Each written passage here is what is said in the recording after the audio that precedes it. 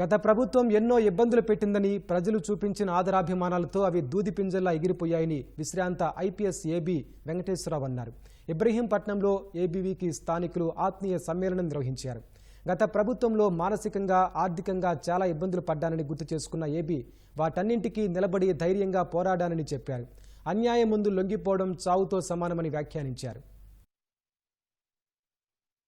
నేను చేసిన పని వల్ల నాకు ఏదన్నా ఇబ్బంది వచ్చినా ఒక రకంగా చెప్పాలంటే చాలా తీవ్రమైన స్థాయిలో కొన్నిసార్లు వ్యధపడేవాడిని, కానీ అదంతా ఇట్స్ వర్త్ ద ఎఫర్ట్ అనేది నాకు అతి కొద్ది కాలంలోనే నాకు అవగతమైంది. నిలబడాలి, పోరాడాలి, పోరాటం తప్ప జీవితంలో ఇంకొక మార్గం లేదు. లొంగిపోవడం అనేది చావుతో సమానం అనేది ఖచ్చితంగా, అన్యాయం ముందు లొంగిపోవడం అనేది చావుతో సమానం. ఇవాళకి నేను నిర్ద్వందంగా ఆ మాట చెప్పగలను. కాబట్టి మీరు చూపించిన ఆదరాభిమానాలకి జీవితాంతం మీకు రుణపడి ఉంటాను, కృతజ్ఞుడై ఉంటాను.